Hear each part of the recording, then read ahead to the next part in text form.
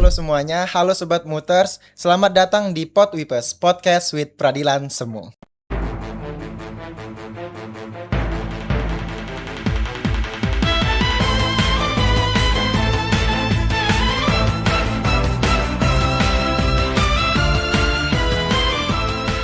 Ruang berbagi cerita, pengalaman, dan motivasi dari mahasiswa yang telah meraihkan prestasinya di bidang akademik. Perkenalkan, saya Muhammad Hamdi Dafa sebagai host yang akan menemani kalian dalam episode kali ini. Pada kesempatan ini, kita akan berbincang langsung dengan seorang mahasiswa berprestasi yang telah menunjukkan dedikasi, kerja keras, dan semangat pantang menyerah dalam meraih pencapaiannya. Jadi, tanpa berlama-lama, mari kita dengarkan sambutan perkenalan dari narasumber kita. Halo semuanya, aku Mona Novella. Di sini aku sebagai narasumber dari Podcast kita hari ini. Aku mahasiswa berprestasi tahun 2025 dan kemarin baru di wilayah. Ya, kita masuk aja ke bagian pentingnya. Oke Kak, sebelumnya saya mengucapkan terima kasih Kak karena sudah meluangkan waktunya untuk datang ke podcast kita hari ini. Oke Kak, sebelumnya ini kan kita juga sudah meluncurkan sebuah link untuk teman-teman bertanya juga. Nanti di sesi akhir kita akan ada pertanyaan dari teman-teman PSFA juga Kak, atau dari mahasiswa Universitas Bangka Belitung. Jadi Kak, Kakak ini kan sebagai mahasiswa berprestasi kan. Nah, pasti adanya perjalanan yang susah, ada yang mudah. Nah, gimana sih Kak perjalanan Kakak bisa menjadi mahasiswa berprestasi di Universitas Bangka Belitung? Sebenarnya kalau dibilang memang target awal itu jadi mahasiswa berprestasi, dibilang nggak juga ya. Karena aku tuh tipe-tipe yang kalau ada lomba ya udah ikut aja gitu loh. Tapi kalau memang dalam hal personally aku cuma berfokus dalam satu bidang, itu debat. Nah itu jadi sesuatu yang udah aku tekunin dari SMA, meskipun SMA 2 tahun gagal semua, jadi kayak nggak ada yang lolos. Mulai di kuliah itu baru ada pencerahan, itu baru mulai beberapa yang lolos gitu. Sampai pada akhirnya itu menjadi basis aku berprestasi. Terus dibilang kayak, oh ikut aja ini mahasiswa berprestasi. Kayak, oh yaudah ikut aja gitu. Terus cuma kemarin lolos dan jadi mahasiswa berprestasi UBB 1 gitu. Oh, jadi basic Kakak tuh kayak ikuti debat ya Kak, kayak gitu. Iya, kalau ada lomba ikutin aja gitu. Semua lomba debat diikutin. Enggak semua juga sih, cuman kebanyakan iya gitu. Kalau Oh, lagi diselenggarain ikut gitu. oke Kak. Jadi kan Kakak ini kan sudah mengikuti banyak-banyak lomba, pasti adanya rasa kayak takut gagal kan pastinya. Nah, Kakak pernah gak sih kayak merasa adanya insecure burnout atau ngerasa Kakak tuh udah berlebihan belajar tapi akhirnya kayak takut gitu kekalahan itu pernah gak sih Kakak merasanya? Kalau dibilang takut sama kekalahan sih enggak ya, karena jujur jatuhnya aku udah kenyang sama yang namanya kalah gitu. Lomba kan menang jarang gitu, yang paling cuma quarter finalis, semifinalis, yang kayak gitu-gitu mentok kan. Jujur kan kayak itu udah bikin ngelatih, jadi kayak kalau udah kalah kayak ya udah aja gitu. Cuman hal yang memang kalau insecure itu masih terjadi banget. Aku rasa ini juga hal yang umum banget untuk terjadi ketika kamu ngerasa kamu udah banyak latihan, kamu udah ikut banyak lomba, tapi kayak pada akhirnya kamu ngerasa kamu nggak ada improvement gitu loh, kamu biasa-biasa aja, kamu gitu-gitu aja. Ketika orang lain sudah satu step di depan gitu, kita masih di posisi yang sama aja. Aku sering ngerasain kayak gitu sih, jadi kayak lebih insecure, kayak kenapa aku nggak bisa improve kayak yang lain, kenapa nggak semakin lebih baik lagi gitu. Itu pasti terjadi, cuman kayak ya udah aja gitu, tetap jalanin aja. Berarti tetap ada rasa kecewa ya Kak kalau di Pas akhirnya itu. ya adalah. Kalau kalau Kakak tuh menghilang rasa kecewa tuh kayak gimana Kak? Apakah jalan-jalan atau kan bakal belajar lagi atau gimana? Kalau aku nih tipe-tipe orang yang mungkin ya udah aja lah gitu kali ya. Karena udah balik lagi, aku udah terbiasa kalah kan. Jadi ketika kalau misalkan lagi ada hardship atau mungkin kayak lagi galau gitu, gak lama dibiarin nonton YouTube dikit juga, ya udah better lagi gitu ya, latihan lagi, lomba lagi gitu. Oh, oke Kak. Nah, Kakak ini kan tadinya bilang kalau Kakak itu biasanya itu ikuti lomba debat. Ikut lomba apa sih? Ikut lomba apa saja sih Kak kalau yang dihitung untuk menjadi mahasiswa berprestasi di Universitas Bangka Belitung? Kalau misalkan kalau untuk mahasiswa berprestasi itu kan sebenarnya ada beberapa kategorisasi lah ya. Ada pengakuan, ada penghargaan, ada ya publikasi dan segala macamnya. Karena publikasi kan aku memang agak miris lah ya. Jadi kayak kebanyakan dalam debat itu sebenarnya puji Tuhannya tuh dia tuh bisa bercabang ke banyak arah gitu loh. Ada misalkan kalau mau ikut kompetisi ya jatuhnya ya sebagai juara 1, juara 2. Terus kalau misalkan memang udah yang mau mencoba di arah-arah lain itu bisa jadi juri. Nah, dari juri itu juga itu bisa menjadi basis kalian masukin ke dalam masa berprestasi itu gitu loh. Kayak ya, terus kalau misalkan emang udah jago, siapa tahu ada sekolah mau nge-hire kalian sebagai coach, ya jadi coach juga gitu, jadi pelatih. Dan itu juga bisa menjadi basis buat penilaiannya gitu. Kalau dilihat-lihat kompetisi yang udah aku ikutin sih kebanyakan kalau nggak dari universitas yang ngadain organisasi, atau nggak misalkan yang dari kementerian langsung gitu, di Puspresnas gitu-gitu ya, NUDC yang aku ikutin. Nah, tadi kan kakak bilang kalau jadi mahasiswa berprestasi itu kan ada pengakuan. Itu pengakuannya kayak gimana kak?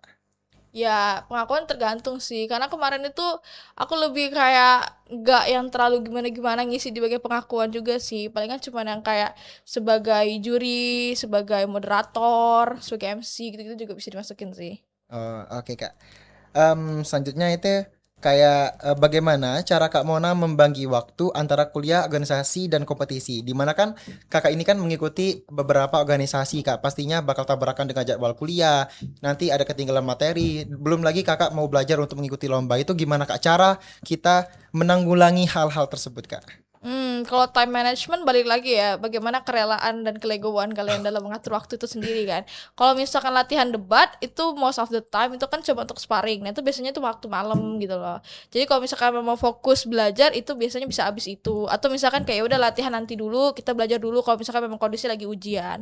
Ya, tergantung pinter-pinter gimana manajemen time-nya sih. Menurutku kalau organisasi somehow memang nggak pernah tabrakan sih. Kecuali kalau memang ada yang tabrakan ya bikin skala prioritas aja. Mana yang menurut kalian lebih pantas untuk dijalankan terlebih dahulu, mana yang mungkin bisa digeser dulu. Nah, nanti baru digantian lagi gitu-gitu. Hmm. Kak Mona pernah nggak sih kayak ketinggalan materi gitu? Kalau misalkan kena izin gitu pasti pernah Ya. lah ya. Terus ya mungkin ketinggalan bisa dibilang iya, tapi aku rasa kalau misalnya ketinggalan 1-2 hari masih bisa dikejar lah ya materi-materinya. Jadi ya aman aja lah gitu. Itu Sedangkan trade off-nya kan masih worth itu it nanya gitu. materinya sama teman-teman atau nanya sama dosen?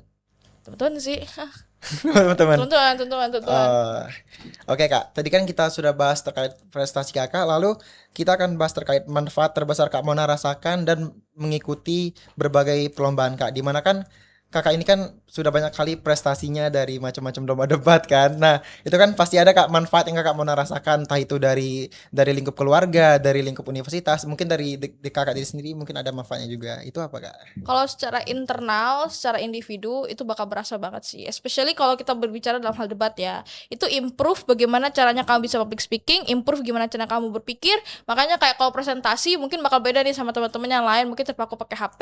Kalau udah terbiasa sama debat kan bisa improvisasi aja mau ngomong apa aja yang kita mau gitu kan. Jadi bentuk delivery opinionnya tuh jadi lebih gampang gitu. Berpikirnya juga jadi lebih oke. Terus yang kedua, aku rasa pun kalau kalian banyak menang kompetisi gitu ya, exposure sih yang penting sih. Aku rasa jadi fakultas ngelihat kalian, universitas jadi ngelihat kalian. Dari situ itu jadi titik gimana kalian bisa mendapatkan banyak chances atau kesempatan.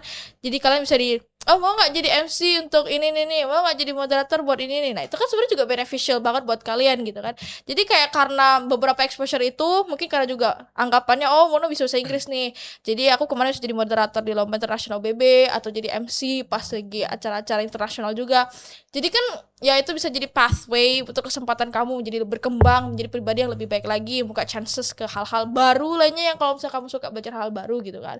Ya gitu sih menurut aku sih. Jadi banyak membawa benefit secara internal dan juga secara eksternal gitu untuk diri kamu sendiri. Oke Kak. Nah Kak, jadi kan Dava itu kan sudah dengar banyak nih dari teman-teman kalau mereka tuh kayak mau belajar dengan Kak Mona karena prestasi Kakak tuh yang luar biasa kan di Universitas Bangka Belitung. Nah, kalau dari pihak keluarga Kakak tuh pihak keluarga yang dulunya itu mendukung atau yang membatasi Kakak untuk berprestasi. Maksudnya awalnya itu dia membatasi karena takut nggak ada biaya, nggak ada uang untuk kita menunjang untuk mengikuti lomba-lomba nasional ataupun internasional. Itu gimana Kak? Kalau misalkan secara orang tua atau keluarga, jujur itu kan karena aku udah ikut debat kan dari SMA ya. Dulu memang SMA nangis-nangis, kejar-kejar kayak mamaku tuh tetap tipe-tipe yang kayak yaudah ikutin aja gitu loh, suka-suka kamu. Tapi kalau kamu udah ngerasa capek ya udah berhenti aja nggak apa-apa gitu loh. Jadi kayak sampai titik sekarang pun orang tua aku jatuhnya masih orang tua yang suportif banget gitu. Whatever you want to do ya do it gitu. Nah, aku rasa pun mungkin another jalan dari Tuhan itu karena aku bisa dapat beasiswa unggulan kan. Jadi kalau urusan lomba-lomba begitu ketika belum dibiayain itu ya udah aku pakai uangku sendiri dan ya capable aja gitu. Dan karena kan kalau lomba debat itu kan memang mahal sebenarnya, tapi kan bagi dua sama teammate. Jadi kayak gitu. Terus kalau misalkan tuh ada idea kayak bakal ngabisin duit segala macem, ya udah nggak apa-apa, itu trade off namanya. Ujungnya worth it kan. Meskipun aku bakar uang, ya tetap ada uang balik gitu. Ya namanya juga perjalanan lah. Eh, Sacrificing. Oke Kak, kan kalau misalnya Kak kita kan udah ngeluarin uang kan tadi Kakak bilang udah ngebakar uang, tapi di akhirnya itu kita tetap kalah atau nggak dapat sama sekali benefitnya itu gimana Kak? Apa kita langsung menyerah atau orang tua kita mungkin bakal ngekat kita untuk mengikuti lomba gitu Kak. Kalau orang tua aku sih enggak ya, karena kan aku balik lagi pakai uangku sendiri kan. Jadi Oh, kayak orang tua ya udahlah, kalau mau kalah ya udah, kalau menang ya udah juga. Karena aku sering kali juga ngasih tahu orang tuaku, oh menang ini menang itu setelah menangnya gitu loh. Jadi pas ini masih lagi proses mungkin kadang-kadang belum kasih tahu gitu. Ya jadi kayak itu proses untuk kamu sendiri sih. Terus kalau misalkan jadi nyerah atau enggak tahu ya. Mungkin karena cuman itu satu-satunya yang bisa aku lakuin ketika gagal. Ya udah aja gitu loh, coba lagi, coba lagi, coba lagi gitu. berarti pantang menyerah ya Kak, tetap coba Iya, aja. coba biarin aja lah nggak apa-apa, boncos dikit. Oke Kak, kan Kakak kan sering mengikuti lomba kan yang pastinya ada dosen yang kayak ya kamu ngikuti lomba aja nih terus kan, terus materinya ketinggalan. Nah Kakak pernah nggak sih merasa kalau Kakak tuh melihat dosen itu kayak jahat gitu atau menurunkan nilai Kakak karena terlalu sibuk dengan lomba-lombanya. Itu gimana Kak cara kita menanggulanginya ketika kita mengikuti lomba tapi harus tetap nilai juga harus harus seimbang dengan lomba itu Kak. Kalau masalah dosen yang bilang secara langsung begitu nggak ada ya. Emang Oh, emang emang ada yang berani begitu. enggak tahu sih Nah, Kak. kan harusnya nggak ada ya. Jadi kayak mungkin secara nggak langsung aja mungkin itu mempengaruhi nilai. Karena secara izin itu susah banget. Ya, Kita minta dispen tetap dihitungnya nggak masuk. Kalau kita kayak dikasih izin pun itu kan sama aja equal dengan alpha. Jadi aku rasa mungkin itu ada affecting dalam nilaiku gitu. Cuman ya udah aja sih, setidaknya nggak sampai B gitu loh. Ya, setidaknya ya kalau misalkan memang merasa ada pengurangan nilai, ya kamu masih dapat ngerasain benefit di hal lain. Tapi kebanyakan sih dampaknya nggak sebegitu buruknya gitu ya. Mungkin pinter-pinter gimana cara kalian negosiasi sama dosen gitu, kayak oh nih dispen dari suratnya udah sah nih dari rektorat gitu, apakah boleh dibikin masuk gitu-gitu, mungkin bisa ya dibicarakan. makanya Kak kan kita tahu Kak di UBB ini kan itu ada empat Kak kalau nggak salah. Empat empat apa ya namanya? Empat kali untuk kita nggak masuk. Habis Ya. itu kita nggak bisa ikut UTS atau UAS ya Kak. Hmm. Nah itu sebenarnya Dapa sendiri merasa kalau semisalnya kita ada sakit kan di minggu kelima itu kayak gimana ya rasanya kan?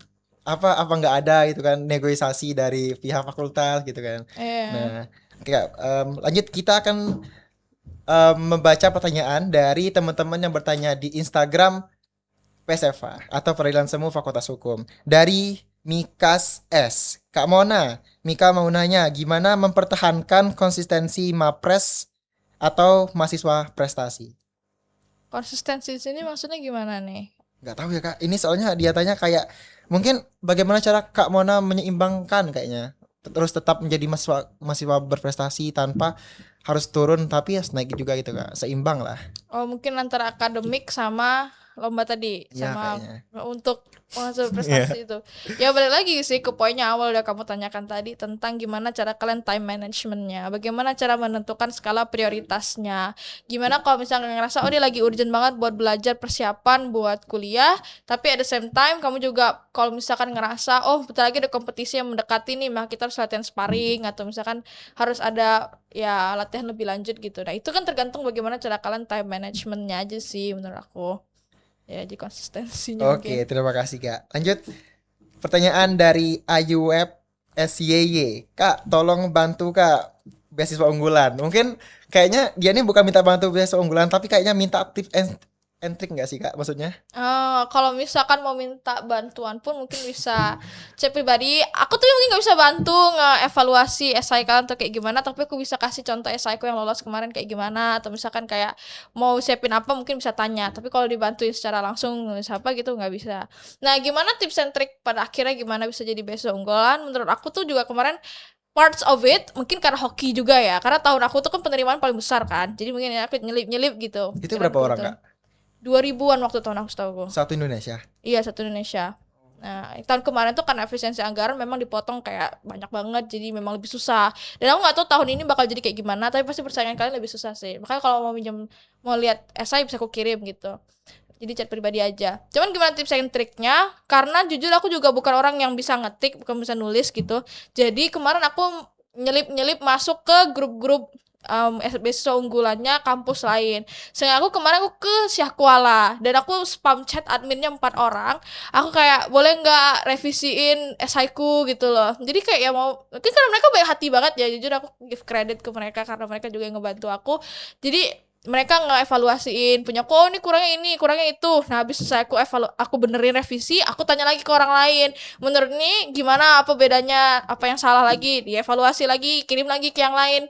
Jadi kayak ya gitulah, jadi kayak kamu dapet insights dari banyak orang yang memang paham gimana cara nulisnya, dan somehow itu lolos gitu. Nah setelah essay itu lolos kan baru ke wawancara. Nah wawancara itu menurut aku ada beberapa webinar yang actually giving you a really good opportunity gitu loh. Kayak dikasih tahu gimana caranya nih. Mungkin pertanyaan apa aja yang bakal ditanyakan.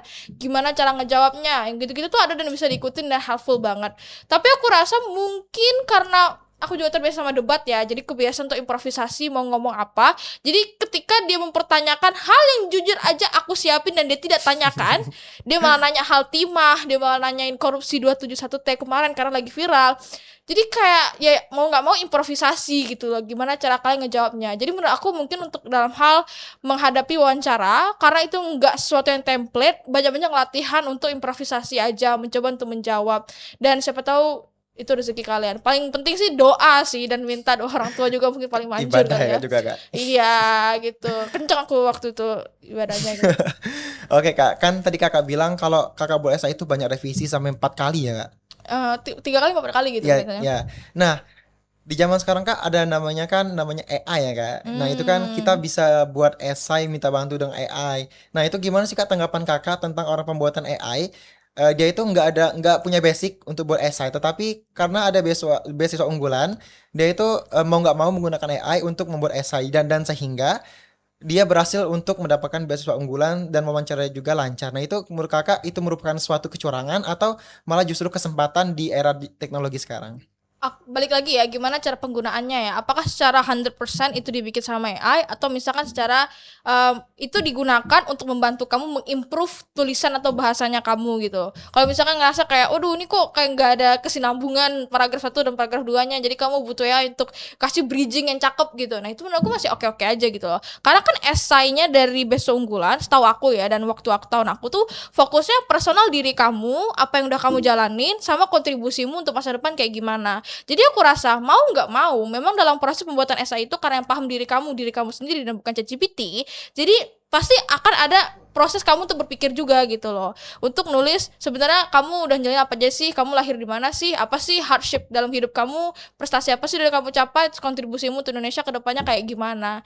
Jadi aku rasa tetap aja mungkin kalau ada penggunaan AI, ya it depends on how much. Tapi ya balik lagi, kayak kalau misalkan cuman untuk improvisasi penulisan aja, menurutku masih oke-oke aja lah untuk bridging, untuk memperbaiki bahasa. Tapi kalau secara isinya tetap harus ada kontribusinya kamu, karena itu tentang diri kamu. Dan aku nggak tahu juga ada cek plagiasi atau enggak, aku lupa. Kalau misalkan ada, atau misalkan ada cek AI juga, aku rasa itu agak riskan sih. Jadi tetap harus ada kontribusi diri sendiri gitu loh. Oke, berarti semua itu butuh perjuangan yang panjang ya Kak? Betul. Oke, terima kasih Kak. Lanjut, ada pertanyaan dari Ran Pangeran. Metode belajar supaya jadi orang keren seperti Kakak gimana? Dan tips dari Mapres utama itu gimana? Kalau belajar sih pertanyaannya tergantung dulu ini akademik atau untuk kompetisi gitu loh. Kalau misalkan untuk akademik, aku mungkin tidak terlalu bisa dicontoh ya, karena aku tim SKS gitu loh. Sistem kebut semalam. Iya, ketika urgent ya udah belajar gitu loh. Nah, kalau misalkan tentang kompetisi itu baru. Kalau misalkan belajar sesuatu itu nggak bisa yang satu malam langsung bisa, itu harus konsistensi. Makanya kayak latihan sendiri, ikut lomba yang banyak gitu. Misalkan ikut lomba banyak tapi banyak kalah gitu. Nah, tapi itu semua jadi proses belajar kita sendiri gitu kan. Jadi konsistensi dalam hal belajar aja sih menurut aku sih. Apalagi kalau memang mau fokus dalam suatu kompetisi, harus effort banget, pokoknya effort banget. Berarti nggak hanya satu lomba aja ya Kak untuk kita bisa meningkatkan diri kita kayak itu kan? Betul, harus cek ombak, terus kayak harus melatih sama orang yang beneran jago gitu kan. Nah, itulah teman-teman jawaban dari Kak Mona terkait 3 pertanyaan dari teman-teman VSFH atau mahasiswa UBB lainnya. Oke Kak, ini pertanyaan dari Dava ya Kak. Kan Kak Mona ini kan sering mengikuti lomba debat kan, apalagi basicnya itu debat kan, udah sampai nasional ya Kak kemarin. Iya. Sampai mana itu Kak? Yang mana? Yang lomba mana satu? Bebas Kak, nasional sampai mana? Atau internasional? Internasional ada. Sampai mana itu Kak? Di negara mana? Yang nyelenggarain kemarin India. Oh. Ada kemarin dari BITS Pilani, kebanyakan dari organisasi debatnya mereka sih. Ada BITS Pilani, sama ada satu lagi dari, aku lupa dari mana. Tapi dua-duanya dari India semua yang kemarin nyelenggarain internasional. Berarti itu menggunakan bahasa India atau bahasa Inggris, Kak? Inggris dong, Inggris dong. Kalau India nggak ikut, mohon maaf nih, nggak bisa juga. Eh, nah, Kakak ini kan basicnya kan kayak bisa bahasa Indonesia, bahasa Bangka ya pastinya. Oh Terus ya. bahasa Inggris. Itu Kakak belajar bahasa Inggris itu dari sejak kapan, Kak? Sebenarnya kalau misalkan ngomong bahasa Inggris mungkin memang ketertarikan individual kali ya. Karena kalau bahasa Inggris itu dari sejak SMP aku doyan nonton YouTube. Dan aku punya saudara yang kayak yang sepupuku itu dia sering ngomong bahasa Inggris juga dulu. Sekarang dia mau dari Jakarta. Cuman kayak gara-gara dia juga kadang-kadang ngajak nonton YouTube ini nih, ngomong SCP atau yang kayak gitu-gitu, Minecraft dulu terkenal. Aku suka nonton games gitu. Nah, kebanyakan kan waktu itu yang seru nonton dari barat gitu. Nah, Ya. jadi dari proses nonton YouTube dari SMP meskipun dulu ngangong banget, nggak paham. Kan kalau kamu nggak paham jadi ngantuk kan, Iya, sampai benar-benar. ketidur gitu. Cuman karena banyak video-video yang align sama kesukaan aku di barat itu, jadi aku banyak nonton western gitu. Jadi yang kalau misalkan mereka ngomong games ya aku nontonin dari situ gitu loh. Dan dari proses itu mungkin dari SMP, SMA sampai sekarang masih nontonin mereka, jadi mungkin terbiasa kali ya sama bahasa Inggris gitu. Jadi proses belajarku dari situ. Nah, gini Kak, Dapat kan juga pernah ya Kak lihat kayak riset gitu Kak atau komentar dari ibu-ibu ya Kak atau teman-teman aja Kak. Jadi mereka tuh bilang Kak kalau anak kecil itu kan diberi HP gitu kan untuk menonton Hmm. YouTube kayak Cocomelon mungkin itu video anak-anak yang berbahasa Inggris yang malahan mereka sebenarnya bisa Kak menarik bahasa itu ke pikiran mereka yang sehingga mereka bisa fasih berbahasa Inggris di umur yang meningkat-meningkat gitu Kak. Nah, itu menurut Dapat sendiri mungkin penggunaan HP itu kan orang tua itu bisa membatasi juga, tetapi kalau anak-anak bisa belajar bahasa Inggris dengan HP itu mungkin itu jadi tips yang terbaik ya Kak. Nah ini Kak, Betul. kan kita kembali lagi ke debat ya Kak. Itu kan pernah Dava tuh nanya sama Kak Tian kalau Kak Mona dengan Kak Tian itu debat itu dengan metode AREL. Nah itu Hmm. metodenya gimana Kak? Atau bisa Kakak jabarin Kak apa itu AREL? Itu sebenarnya AREL itu structure untuk argumen aja sih. Jadi Oh, assertion, reasoning, evidence baru ke link back. Jadi kalau mau nyusun argumen dalam debat itu susun dulu judulnya apa. Terus dari judul itu sebenarnya permasalahannya apa sih? Terus baru kamu satu jelasin kayak emang apa sih yang sebenarnya kenapa sih itu likely, kenapa sih itu betul, kenapa sih itu salah dan segala macam penjelasannya. Terus baru dikasih evidence atau bukti gitu. Dan terakhir di link back lagi. Kenapa pada akhirnya dari judul yang kalian kasih tadi itu betul gitu loh, atau kayak kenapa sih memang pada akhirnya menyelesaikan permasalahannya, atau kenapa sih ini memang inti permasalahannya. Jadi itu lebih ke arah structure argumentasi sih AREL itu. kalau struktur lainnya ada nggak Kak dari selain AREL ya? Secara umum sih kalau orang pakai yang itu, yang AREL itu gitu. Apakah maksudnya Ariel itu emang udah jadi umumnya untuk debat? Iya umum, itu it's very Oh, umumnya. kalau nggak umumnya apa Kak? Kamu udah suka-suka sih ya, Eh, improvisasi sendiri mungkin. itu bisa. Ya, it depends on you gitu. Selama argumentasi kamu jelas, reasoningnya jelas, ya bisa-bisa aja. Tapi lebih direkomendasikan aja biar lebih terstruktur dan lebih mudah untuk dipahami dan lebih kredibel soundsnya. Jadi kayak better tetap harus ada reasoning, kenapa itu betul, kenapa itu salah, kenapa itu likely. Terus baru dikasih evidence-nya dengan contoh kayak apa misalkan yang benar-benar bikin ilustrasi yang jelas. Oh, di kehidupan nyata di status quo tuh kayak gini, terus baru kamu link back lagi, jadi pada akhirnya gini itu kan jadi kayak lebih terstruktur dan lebih jelas aja gitu loh. Eh, Oke Kak, ini mungkin dapat kepikiran ya Kak. Kan gimana Kak kalau misalnya kita kembali ke posisi terpuruknya Kak. Hmm. Misalnya kita nih lagi lomba debat kan, terus mic-nya mati. Entah itu Kakak ngeblank atau lupa ini mau ngomong apa nih. Itu Hmm. ada nggak Kak tipsnya untuk kita bisa selalu mengimprove kan? Kalau misalkan masalah device tiba-tiba rusak ya bisa jadi terjadi gitu, karena kan kayak sering kali dalam hal debat kan pakai online kan kalau misalkan ikut lomba nasional gitu kan. Nah ya udah, kalau misalkan error ya minta waktu dulu sebentar untuk berganti ke device yang lain ya. Menurutku itu tergantung improvisasi dari kamu dan gimana cara kamu tetap tenang pada waktu itu. Dan juga pernah nih critical banget, dan waktu tuh memang ya fatal banget lah salah kami, ketika kami udah salah bahkan ranahnya debatnya tuh udah salah dan tim lain tuh benar. Jadi kayak mau gimana lagi gitu karena sudah terjadi. Menurut aku lebih karena gimana caranya kalian pasrah sih, kayak gimana cara kalian bisa menginternalisasi gitu, kayak oh ya udahlah kalau misalnya memang ini ya udah terusin aja, tapi mungkin bisa nggak terlalu berharap atau yang kayak gitu. Tapi tergantung balik lagi gimana caranya kalian untuk menginternalisasi emosi kalian supaya tetap tenang gitu loh, dan lebih kayak ya mengatur diri kalian sendiri gitu supaya nggak panik gitu, karena kan kalau panik lebih kacau lagi gitu. Berarti kuncinya tenang ya. Iya tenang terus baru mikir selanjutnya harus ngapain gitu. Oke. Nah, Kalau Kak Mona sendiri itu lebih enaknya itu mengikuti lomba secara offline atau online Kak? Atau yang mana Kak mungkin yang tricky gitu? Sebenarnya sih kalau mau offline sih ya bagus karena bisa jalan-jalan gitu kan. Nah, permasalahannya pasti offline ini. Nah, kalau misalkan tadi teman-teman yang ada yang bingung kayak oh ikut lomba-lomba tapi nggak punya uang, setidaknya ya kalau misalkan untuk pendaftaran aja itu sudah fakultas dan rektorat itu bisa bantu loh. Jadi kayak kalau mau itu bisa ngehubungin mereka gitu dengan bilang kayak oh mau mengajukan pendanaan untuk kami ikut lomba ini. Nanti diajukan aja proposal atau diajukan aja ya tanya sih apa aja syarat-syaratnya untuk bisa dibayarkan pendaftarannya. Jadi kalau teman-teman mau ikut itu bisa-bisa aja gitu loh. Jangan khawatir, jadi jangan takut dulu untuk ngecoba. Pasti akan ada jalannya dikasih gitu loh. Gimana caranya kalian bisa buat ikut lomba itu. Nah, pokoknya coba aja tanyakan ke fakultas, tanya ke rektorat langsung gitu. Nah, tapi balik lagi mau yang offline apa yang online itu kalau misalkan dalam hal dibayarin kampus, mungkin kayak offline kan kemarin kayak Yudisi Academy itu semua dibayarin Bisa kan. jalan juga ya Kak? Nah, jalan-jalan. Nah, itu oke, mau lah. Kenapa enggak gitu. Tapi kalau misalkan memang harus ditanggung sendiri ya lebih prefer online aja gitu. Lebih enggak ribet, lebih ya persiapannya juga lebih oke gitu loh. Oke, Kak, ini mungkin kita kan sudah dari tadi bertanya-tanya terkait prestasi Kakak, lalu bagaimana cara Kakak untuk jadi mahasiswa berprestasi, lalu ada strategi. Nah, itu mungkin di sesi terakhir ini Kakak bisa dong lihat kamera Kak untuk sampaikan motivasi Kakak terkait untuk menjadi mahasiswa prestasi itu gimana Kak?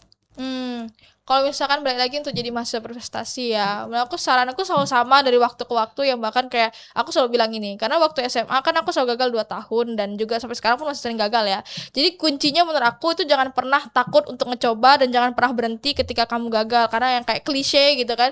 Cuma itu betul, malah ketika kamu gagal itu ketika kamu berhenti untuk mencoba gitu kan. Nah pokoknya coba aja terus, gagal nggak apa-apa, itu bakal tetap menjadi basis kalian untuk kalian terus berkembang ke depannya dan ya tetap aja coba terus ketika kamu ngerasa kamu mau untuk belajar hal yang baru, ikutin aja feeling kamu. Pasti akan tetap ada jalannya terus gitu. Oke, teman-teman, kita kan sudah lihat bermacam-macam jawaban dari Kak Mona terkait perjalanan Kak Mona, lalu ada motivasi Kak Mona, lalu lomba yang Kak Mona ikuti itu apa aja, dan sampai sekarang Kak Mona sudah menjadi mahasiswa prestasi utama. Nah, mungkin kita sudah di akhir sesi podcast kita dari maaf. Oke, mungkin kita sudah di akhir sesi podcast with Peradilan Semu yang mengundang narasumber Kak Mona. Oke, teman-teman, jadi kuncinya itu kita untuk menjadi mahasiswa berprestasi itu harus kita bisa mengimprovisasi diri kita. Kalau kita mau mengikuti lomba itu harus tenang dan juga kita harus bisa ngeriset berbagai macam lomba untuk kita bisa menjadikan acuan sebagai kita mengikuti lomba itu dan juga semoga nanti teman-teman juga yang mengikuti bermacam-macam lomba itu bisa menjadi hal-hal yang positif untuk bisa membawa nama Universitas Bangka Belitung, terutama diri kita sendiri dan kita bisa membanggakan orang tua kita. Oke Kak. Astagfirullah. Oke. Oke Kak, mungkin itulah Kak